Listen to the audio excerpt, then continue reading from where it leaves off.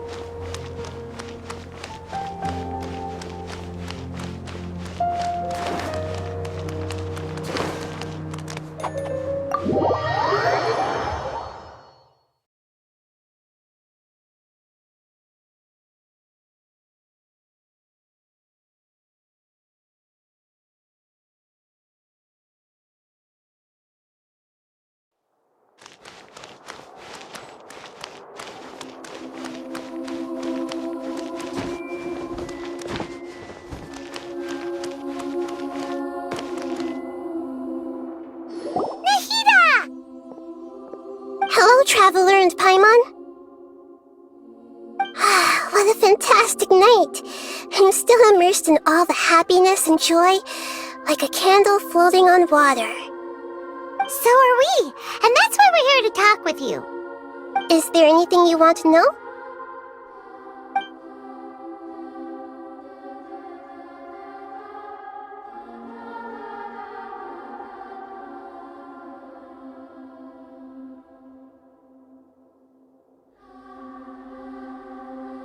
Is that where you're headed next? Fontaine, the nation of justice?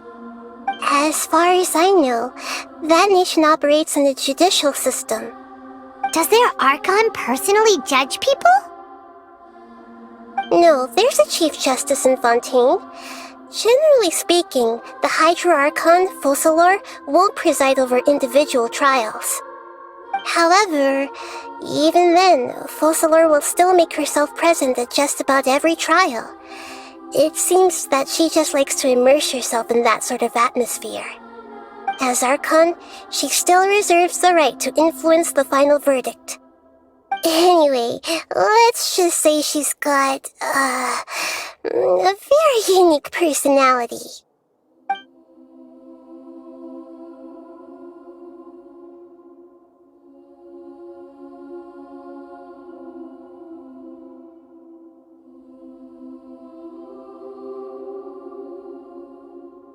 You mean, what happened after the doctor put you to sleep? You guessed correctly.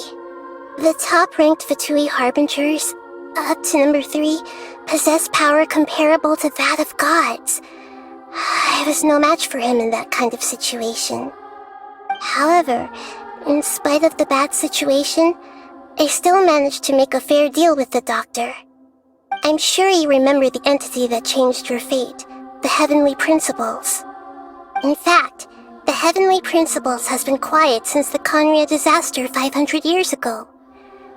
I used this point as leverage against the doctor. I told him that the Heavenly Principles may be awakened if I destroy the Gnosis. Although it's just a bluff, he still fell for it. I assumed that the Heavenly Principles wouldn't just stand by and let such extensive damage to its laws take place. And as for what I exchanged for the Gnosis, the exchange served as both punishment for the doctor as well as a boon of new knowledge that I couldn't refuse as the God of Wisdom.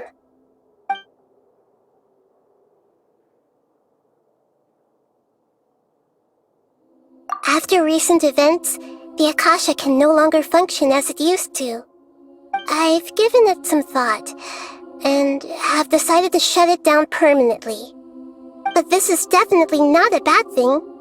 Even from the beginning, I've been planning to shut it down. The Akasha's centralized administration of knowledge has always restrained people's curiosity and curtailed the number of paths available to them. I don't think this is good for Sumero. Although people may initially feel a little uncomfortable with the loss of the Akasha, they will soon understand that this life is more suitable for them. And as for the future of Sumero, I'm preparing to regain control of the academia.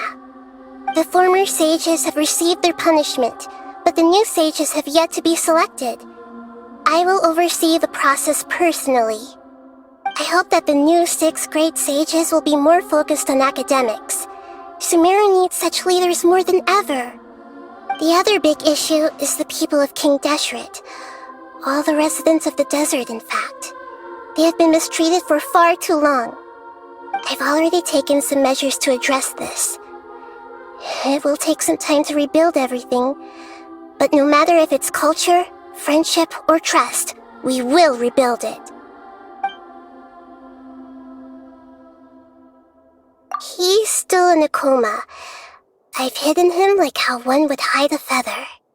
I know you have many misgivings about him, but as someone who had become a god, he has retained a number of very useful features. Don't worry, I'll keep an eye on him and make sure he doesn't do any evil. In addition, there are still some mysteries left in him. Some things may be very clear from my perspective, but he has still yet to understand them himself. His future will be determined by fate. Are you sure? Isn't there something else you haven't asked about yet? Huh? You mean... About your brother. While you were resting at Gandharvaville, I took some time to perform an Irminsul search for information on your brother.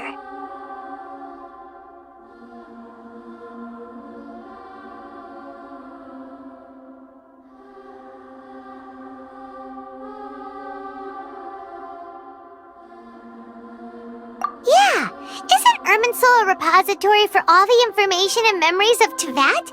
So there shouldn't be anything on her or her brother. This is true in your case. Irminsul indeed does not have any information on you. However, there must be something different about your brother, because as it turns out, the world has recorded information on him after all. What? There's only one possible explanation. He belongs to this world.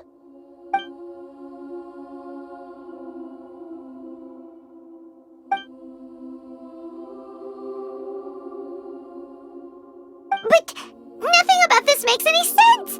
Wasn't this your first trip to Teyvat?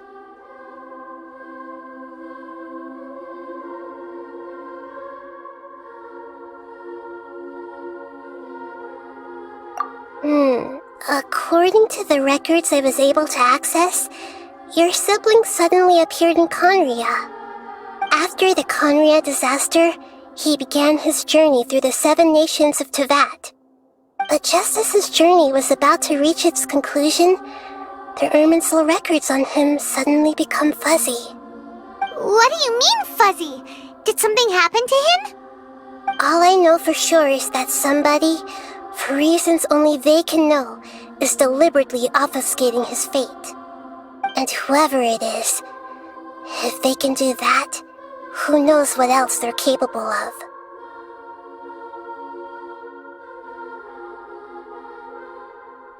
But even that wouldn't explain how he somehow comes from this world. Something else I noticed was that according to these records, the Fatui have not classified your sibling as one of the Descenders. What's a Descender? Paimon's never heard of it. Look, I'm sure you must be curious about the information I received from the Fatui in return for my gnosis, right? A very important part of the intel was about this world's descenders. External beings, ones that don't belong to this world. Traveler, you are Tevat's fourth descender. Huh? So the Fatui count 3 other descenders before the Traveler, and her brother isn't even one of them? That's right. My current hypothesis is that the first descender was likely what we now call the Heavenly Principles. As for the other descenders, I still need to verify their existence. It could take me some time. Paimon's head's about to burst from all this crazy new information. And yet, even knowing all this, I'm sure you must still have a lot of unanswered questions. I must say, I truly regret that I can't help you more as the God of Wisdom. There are many questions in my heart as well. I will need some time to go through each one of them.